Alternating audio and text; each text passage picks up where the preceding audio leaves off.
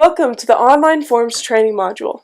In this module, we will be reviewing some of the online forms you'll be using throughout your time as an RA.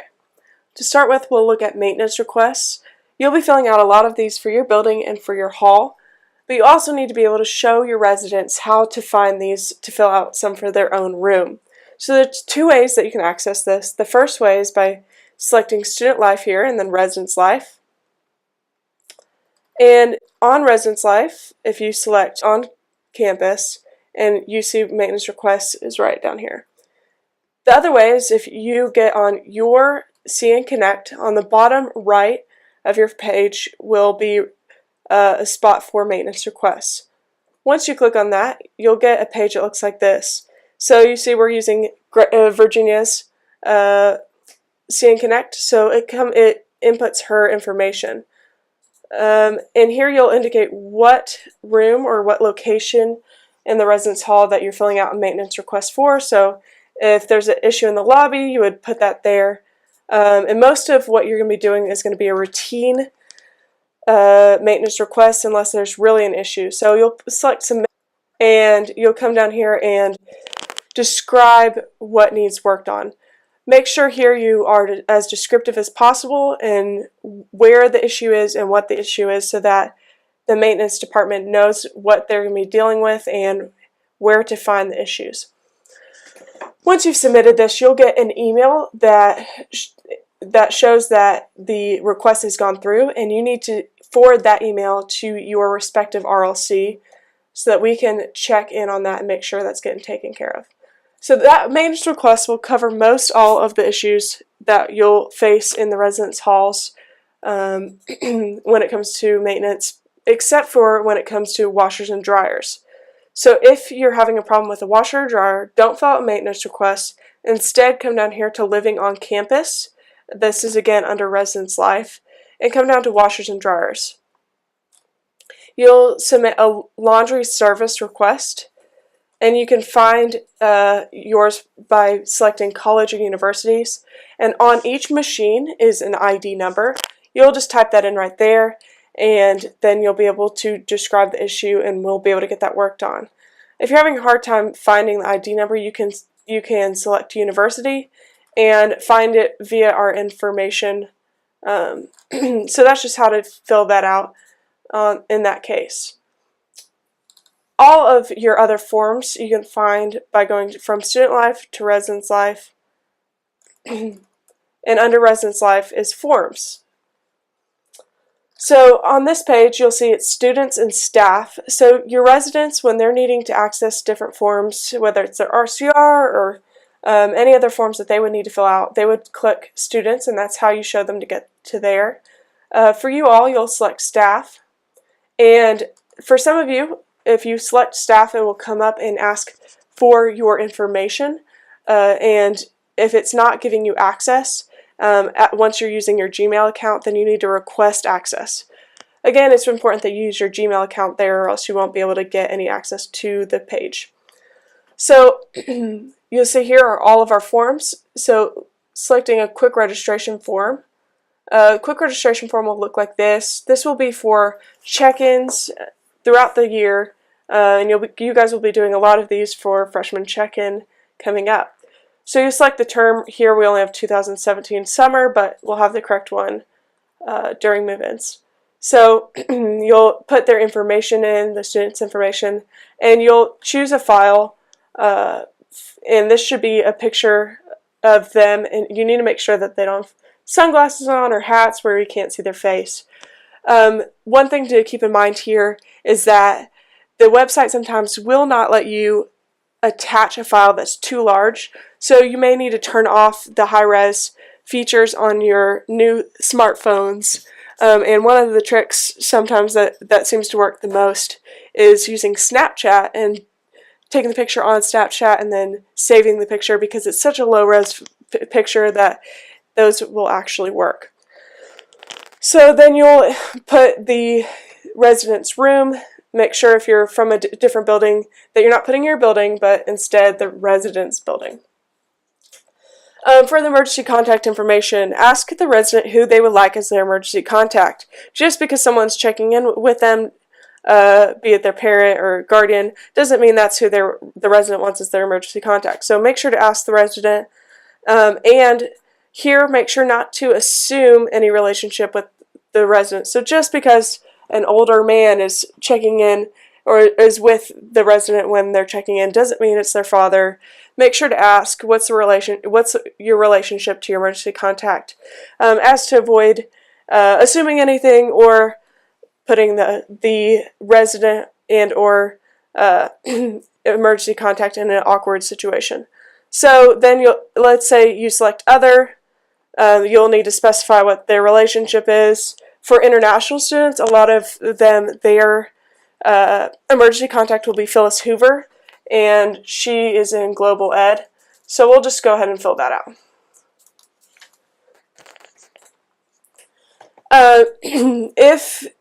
And then it will come up on this page. Make sure to ask the resident if they have any allergies, medications, health-related concerns. That way, if there is an issue and emergency responders have to be there, we will be able to give them some information as to the resident's medical background. And then you will put in your information and submit this form. So here we'll just go ahead and submit this one so you see what this looks like. So for each of these forms, you should get a page that looks like this. There's a big check mark, thank you, your submission has been received. If you don't receive this page, that means that your submission didn't go through and you'll need to redo it. Make sure that you get this before you move on. So that's quick registration forms. The next thing that you'll need to look at is RCRs. So looking at RCRs, when you select your building's RCRs, it will come up with a restricted access. Each building has a different access code, and here are the list of the different buildings' access codes. So take a minute, write down the one that applies to you and to your building. This is how you will access the form to be able to review your building's RCRs and your hall's RCRs in order to see who hasn't submitted one and what issues need to be resolved in the rooms. All right, take that minute. And these will be posted if you need to look over those anymore. So here we're looking at the Burnett ones. So this is what it will look like. Obviously right now we don't have any RCRs, but this is what the page will look like. One of the easiest ways to find your halls is by searching the names down here, or you can even search First North. So that's how you can find your residents' RCRs. So next we're going to look at the checkout form. Checkout form is pretty simple. You'll select your semester. If the resident is checking out with you, then you'd select yes. If they left without checking out, you'll put no, and that will change some of the information you have to fill out. This is just an overview of the checkout process. Make sure the residents read this information so that they know what they're signing to. But this needs to be filled out by the resident. They'll sign right there. And the rest of it is done by you. So you'll put in the resident's information, their name, and make sure to put their number here so that if there are issues, we can give them a call. Click their building and their room and make sure to indicate which wing. Don't forget that. Their key code needs to match the respective room. Some of the key codes will be something like EB56. So we really need to know there that that which key goes with which room and that we got the right key back for that room. Then you'll select why they're leaving. Most of them may be the end of the semester or switching rooms.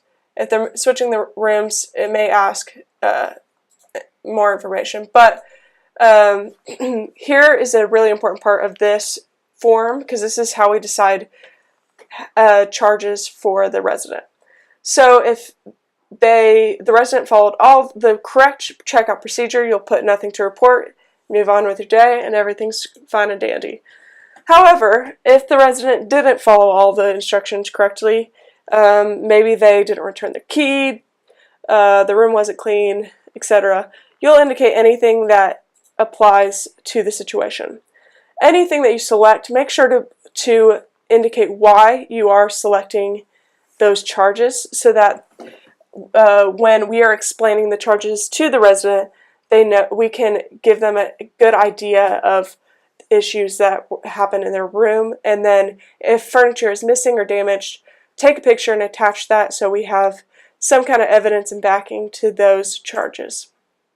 Next, you'll put your name in here, sign, and submit. Make sure you get that. Submission page that I showed you before. Next, we'll look at an incident report. On an incident report, it will. We're going to come back to the beginning. It will look like this once you select an incident report.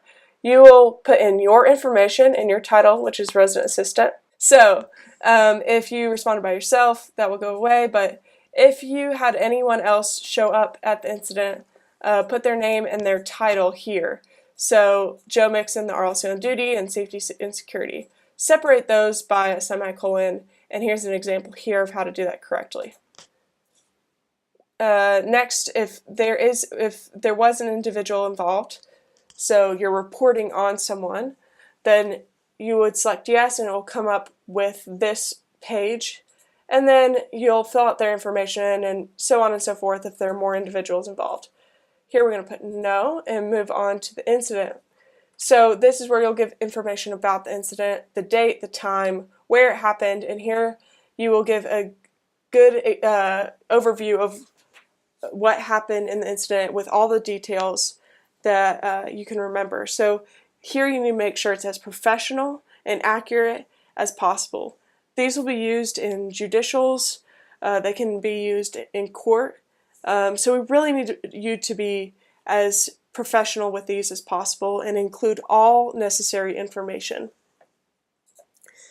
Then you'll attach any pictures that you took of the incident, and this is where you'll put in the day and time that you're submitting a report. As you'll find out a little bit later, incident reports should be filled out in 1 hour after an incident occurs. So 1 hour after you've finished or you've completed responding to the incident, you should be filling out this report. Certify that it's true and then submit. Again, make sure you get one of those submission pages. Here we have the self-evaluation and reapplication.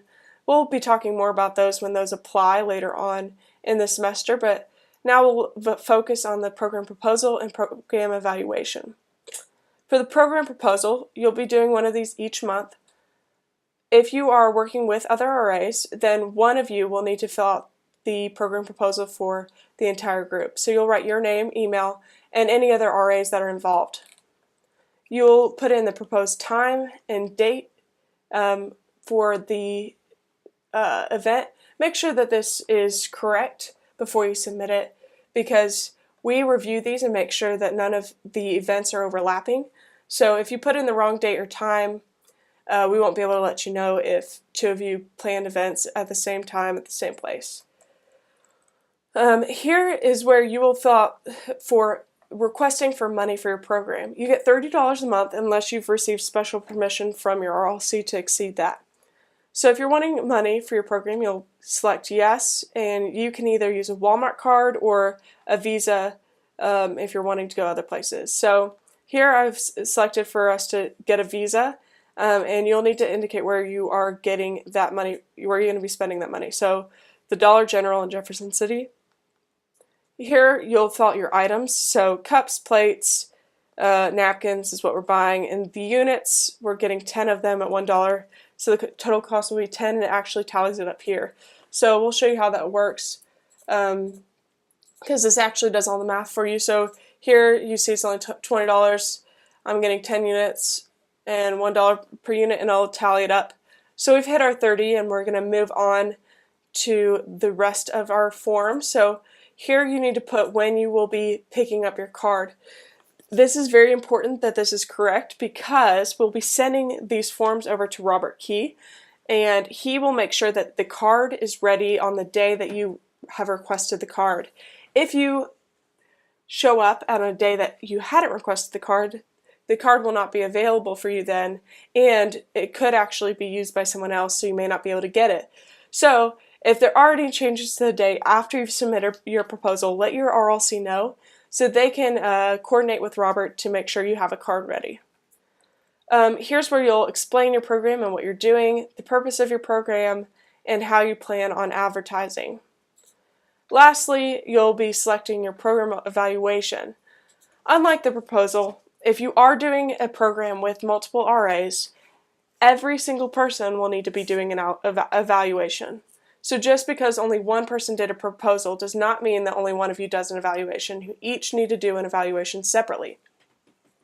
You'll fill out your name, the title of your program, the location of your program, and when it took place. Any other RAs that were involved.